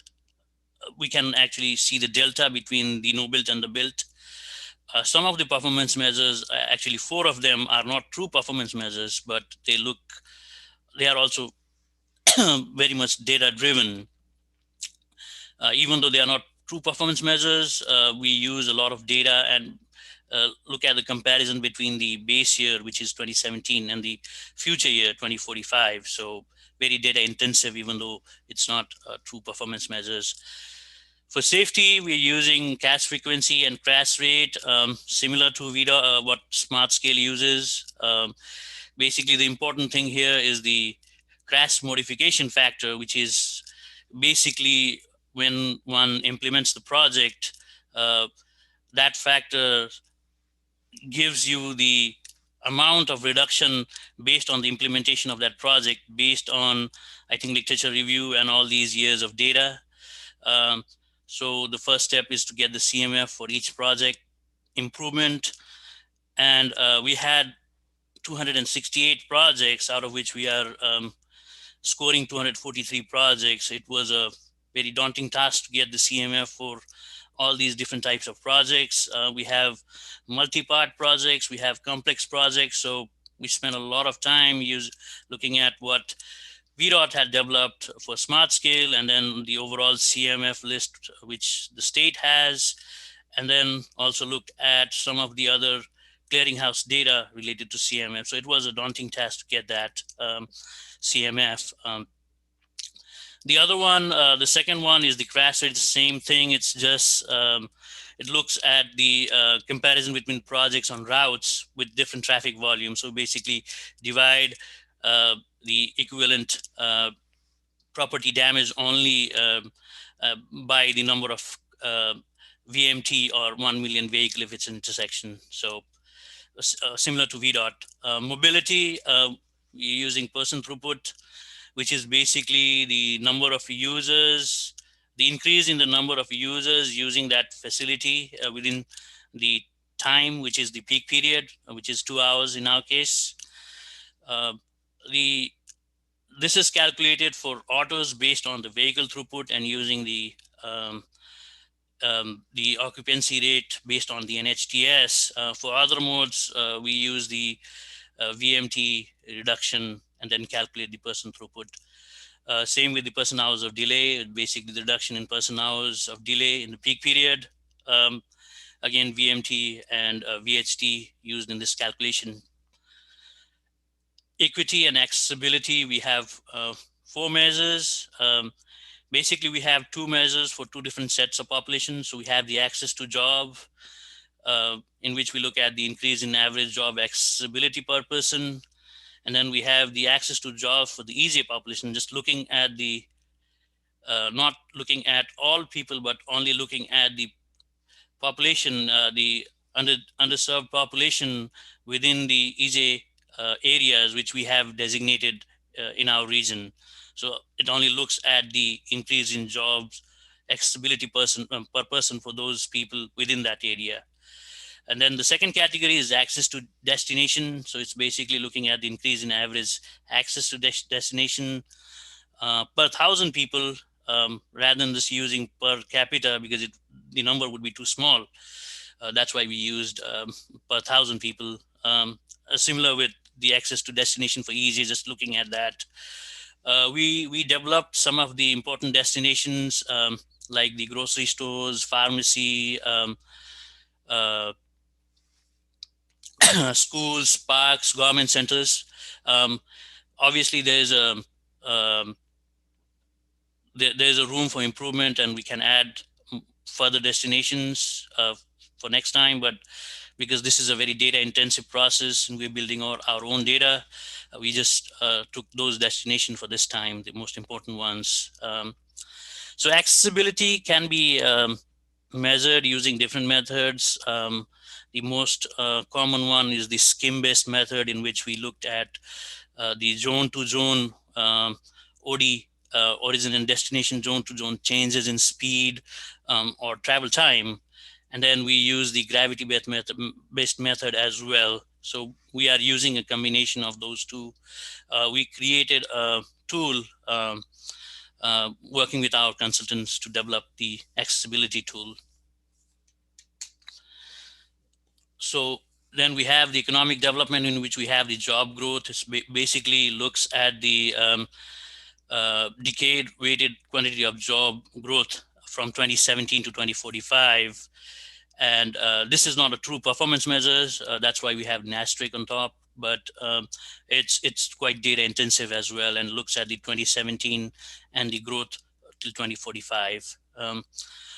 Connection to truck intensive areas, basically we have, based on the desktop analysis, we have delineated some of the areas, TAZs, in our region, which can be considered as truck intensive areas, where there is a lot of truck traffic generation from those typical sites. So we are looking at the increase in truck intensive units adjacent to the project from 2017 to 2045. So basically the units is the jobs in truck intensive next categories, like the wholesale trade, mining, retail trade, and things like that. So basically the change from 2017 to 2045 adjacent to the project, and then the increase in the truck intensive area, that's the unit we are measuring about. Truck throughput, it's similar to the person throughput. We're just looking at the trucks, which is FSWA, right, category 6 and above, and looking at the whole day period rather than just using a peak period. As trucks don't have a peak period, they might have a peak period for specific corridors in specific time, but we are looking at region-wide, so we are looking at the all-day period. So obviously the unit of measurement would be number of trucks. And then we have the environmental and land use process goal, the sensitive features, which looks at the percentage of wetland, resiliency, water hazard zones, conservation land, habitats, and cultural resources within 1/4 mile of the project limit. So this is an inverse measure. The less the overlap is, the more score the project gets. So it's measured by the percentage of the overlap of the sensitive features to that project buffer within 1/4 mile of the project limit. For the air pollution, we are using the reduction of annual VOC and NOx in metric tons. This is used based on the speed method, which is similar to what is calculated for CMAQ. So based on literature, I guess, as in highways, if a corridor gains speed based on the implementation of the project, it might help in reduction of the air pollution. I think from 30 to 60 miles per hour, I think that normally decreases. And then if the speed crosses with 60 miles per hour, then it again, the emissions increases. So we'll be using this method, the speed-based method, for highway projects. For other mode of projects, we'll be using VMT and calculate the VMT reduction based on that specific mode, and multiply by the reduction which happens based on the VMT numbers. So metric tons per year, that's the unit. VMT per capita, just looking at the overall vehicle miles travel based on the no built and built condition. Normally for highway projects, the VMT normally increases if there is a project. In some cases it might decrease, but in most cases it would increase. So again, If it's increasing, we won't get any score. If it's decreasing, then we can get some score for that. So this would benefit the non-highway modes mostly, because we are sure that 100% the VMT would decrease, because there's going to be a VMT reduction on highway based on the mode share of that particular mode of project. And then finally, the connection to activity centers based on the socioeconomic data which we developed. We have delineated, I think, 20 activity centers, which are basically concentration of population and employment in the Richmond region. And we're going to see the change. Basically, this measure is calculating the change from 2017 to 2045 in terms of activity units, which is basically the population plus employment. Again, this is not a true performance measure. It's just looking at the base year and the future year and the changes adjacent to the project. Then we have a scoring process, which is pretty much identical to the SMART scale. We have the goals. We'll enter the raw performance measures value, which is going to be normalized based on the relative score to other projects. Then we have the PM weights. Then we have that we'll calculate the goal value based on that. And then we have the goal weights, which I discussed previously. And then we'll have the weighted goal value, and that would calculate the project benefit. Then we have the project score, and similar to SMART scale, we'll divide the project benefit by the project cost by tens of millions of dollars. And that will give us the Connect RVA 2045 project score. So just wanted to give the difference between the Connect RVA 2045 and SMART scale round 4. Safety, it's basically same. It's relatively same. Our process is more simplified in terms of project impact areas. For Connect RVA 2045, we have generalized a 250 feet buffer for all project types. The weight is also more in Connect RVA with 17.5%. For SMART scale is just 14%. Crash rate, it's relatively same, just a little bit more weight. Mobility, person throughput and persons hour delay, it's basically the same. The only difference is that we will analyze the person throughput for the future year, which is 2045, whereas the analysis is based on the current year or current data for SMART scale. For person throughput and person hours of delay, I guess VDOT uses a bunch of softwares, including CapEx from Federal Highway, and they use the travel demand model for more complicated projects as well as new extension or new projects. For us, we are using the travel demand model for the overall process, not using CapEx, just using the travel demand model. The equity and accessibility. We are using our own, the basis premise is the same. It's basically to calculate the access to jobs and net gain in number of jobs per capita based on the implementation of the project. But VDOT uses their own tool, and which is not, the tool itself is not documented how it works. For us, we are using, as I mentioned earlier, we're using skim-based process as well as gravity-based process, in which we can only see the net benefit of the project. It masks so some project, even if it's giving excess benefit, it might increase congestion and things like that. So let's say if we have a new interchange in that, a new interchange in an area, that would increase congestion in that area as well. But we are just masking the net gain in accessibility and not considering other factors. I think VDOT does that as well, but I'm not sure how they do that. The tool is not well documented.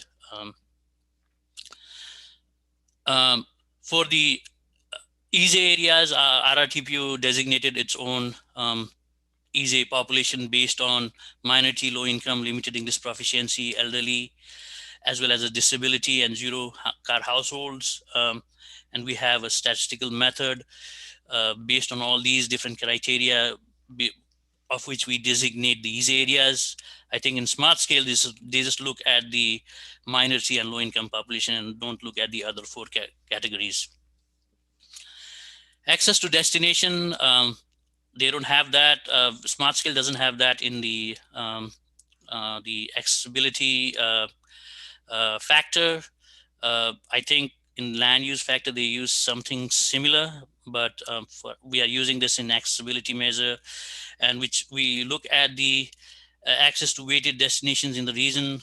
As I mentioned earlier, grocery stores, pharmacies, healthcare, those are considered essential, and those get the multiplier of 1.5. And then we have others like schools, colleges, libraries, government centers, and parks, which are considered non-essential.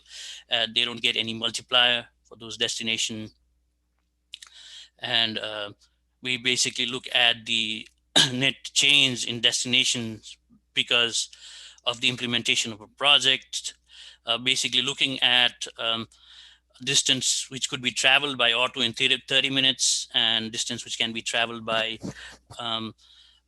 transit in 1 hour. Similar, the access to destination for EJ, that's a new criteria which we are using. So the overall equity component is 10% in Connect RVA 2045, whereas it's just 5% in smart scale. So economic development, we use job growth, which is relatively simpler in Connect RV 2045. Smart scale looks at the specific site plans and square footage, whereas we just generalize it at the TAZ level, which is less data intensive than what VDOT does. Connection to truck intensive areas, that's different from what VDOT uses, intermodal access and efficiency. It's relatively simple, more data-driven method. Basically looks at the new truck intensive units from 2017 to 2045. Truck throughput, VDOT smart scale uses travel time reliability. We are measuring the truck throughput rather than travel time reliability, which is very data intensive to collect. Environmental land use sensitive features, it's similar to Connect the smart scale. We don't include battlefields, but we include the additional measure of resiliency, which includes sea level rise, floodplains, and stormwater surge, which the smart scale doesn't use. Air pollution, it's more data driven, and we use air quality modeling based on the MOVE's approach in Connect 2045, whereas using the speed beans for NOx and VOx emissions, I think it's more qualitative measure in smart scale. VMT per capita, smart scale focus on non-work destinations within working distance. The Connect RV 2045 measure is more general and looks at the region-wide influence of a project in commuting patterns. And then connection to activity centers. Smart scale narrowly focuses on destinations within working distance. Connect RVA gives credit to the project which is near to the activity centers, up to 2 miles based on the project tier. So that's all I have, I guess. This is not new information, but just wanted to give TAC the update on the process which we are using for the long range transportation plan, and we plan to implement for other programs, TPO programs as well. Thank you. Thank you, Sulab. Does anyone have any questions or comments?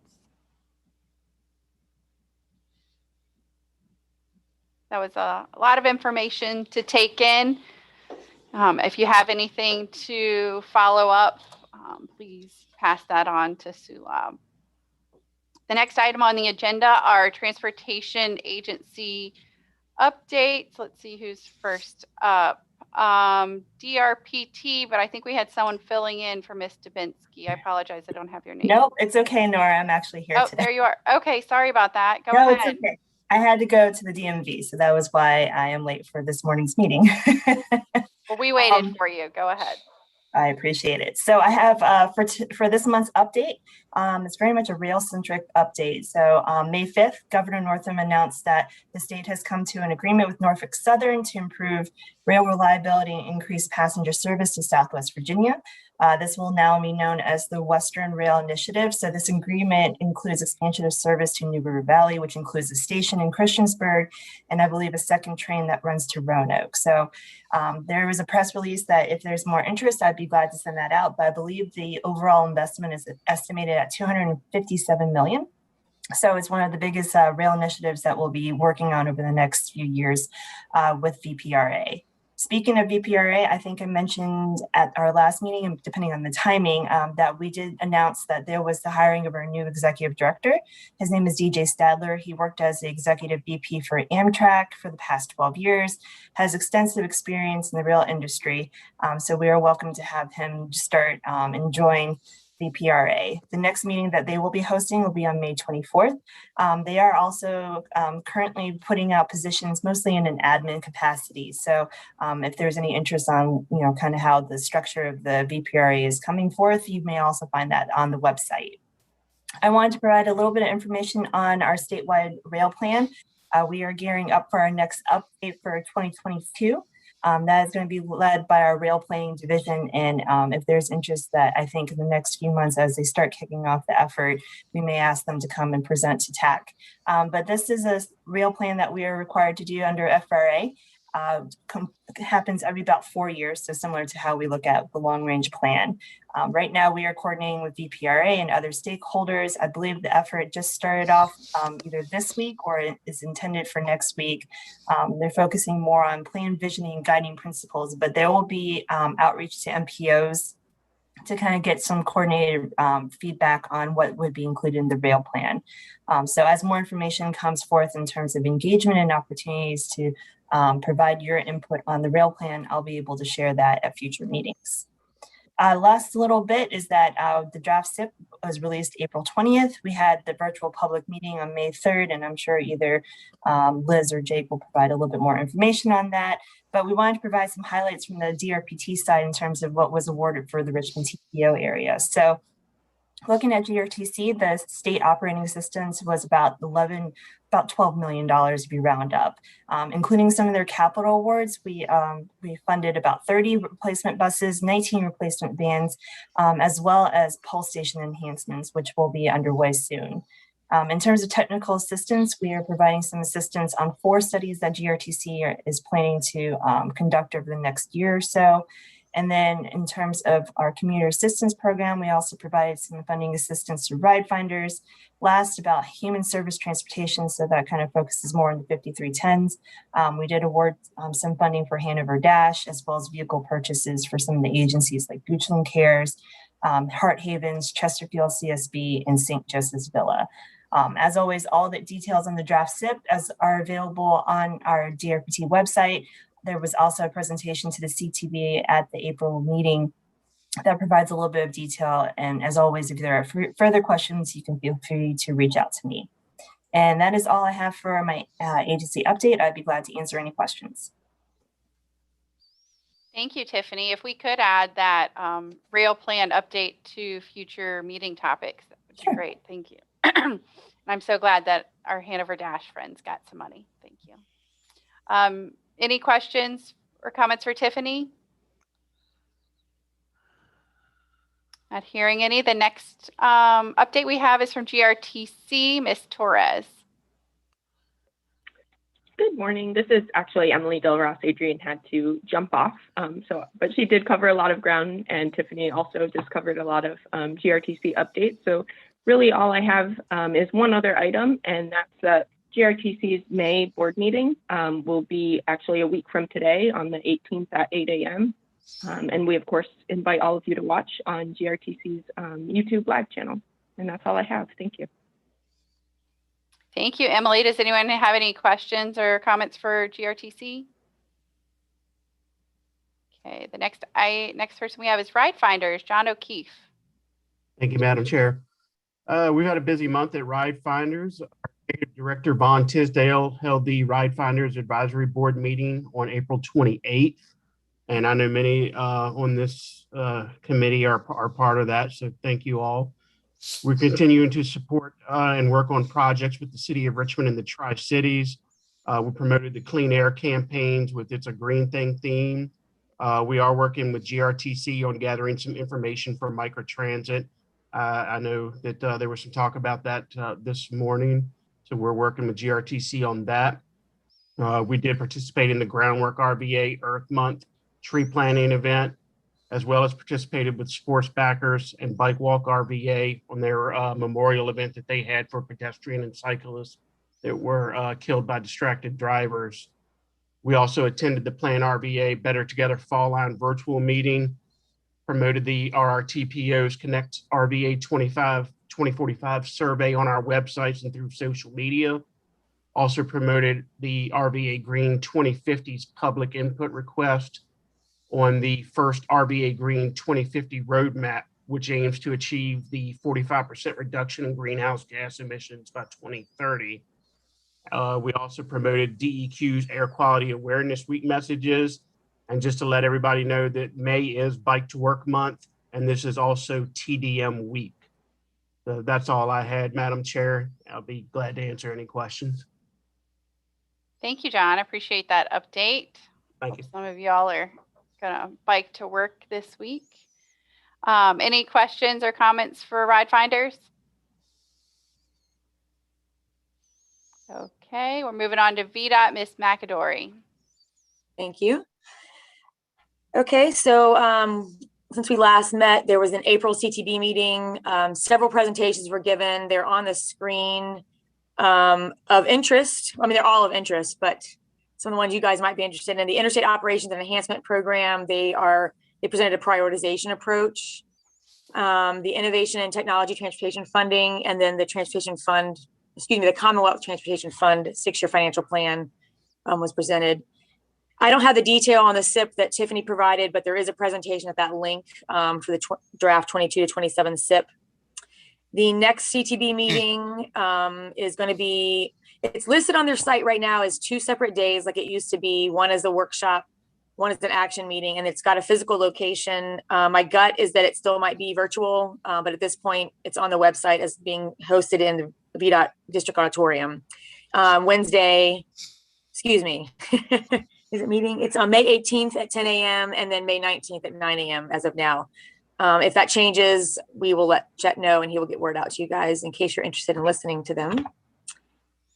As far as SIP development, as you know, the 22 to 27 SIPs underway. We're expecting CTB to take action in June. At that time, they'll also, as part of that, they'll approve the round 4 Smart Scale recommended funding scenario. That will include any changes that some of the CTB members may make. As of now, we've not heard of any anything for sure that's going to change. We had our 6-year plan public hearing on Monday, May 3rd last week. Just want to give a thanks. We had over 60 attendees and 8 speakers, and that's a pretty good turnout for a 6-year plan meeting, particularly the first time we've done it virtual in our district. So big thanks to you guys for attending, and if you happen to provide any comments. There is a link still on the website. I've put on this report as well, because public comment is still open until May 17th. So you have the opportunity to provide comments. The meeting is recorded also if you happen to miss it. And then my last update, there's no public hearings or willingness posted in the TPO area at this time for any projects. And that's all I've got, unless you've got questions. Does anyone have any questions or comments for Liz? Thank you for that update. Moving on is the future meeting topics. Chet, I'm not going to go through these unless there's anything you want to highlight because of the time.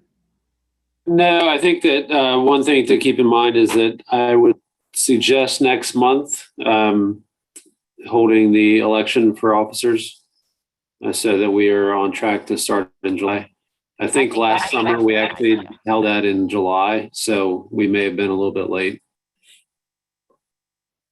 Yes, sir. Let's get that on the agenda. And then do we have any TAC member comments? Anything to share for the group? I have something. Go ahead, Joe. I don't know if any of you all were able to watch Senator Warner's presentation to, I guess it was that the CBTA or the TPO Policy Board, excuse me. And one thing obviously somebody had briefed him because he had mentioned 3 regional priorities, and he named 2 of them, but then he could not recall the third. And I wonder if anybody knows what they were. The 2 that he mentioned was, I believe, the 64 widening in New Kent and the Fall Line Trail, but he was having trouble recalling the third priority. I was curious as where he got those and what that third project was. Chet, can you speak to this? I'm trying to look it up. Yeah, he got those from us.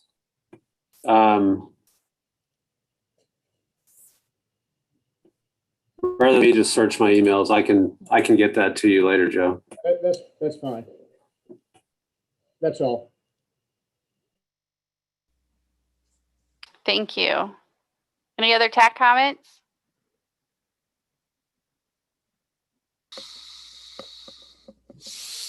Okay. Well, our next meeting's June 8th. I really appreciate y'all holding on with us today for 2 hours. And I think we got some good information in today, and we'll see you in June. The meeting is adjourned. Thank you. Thanks, everybody. Thank you.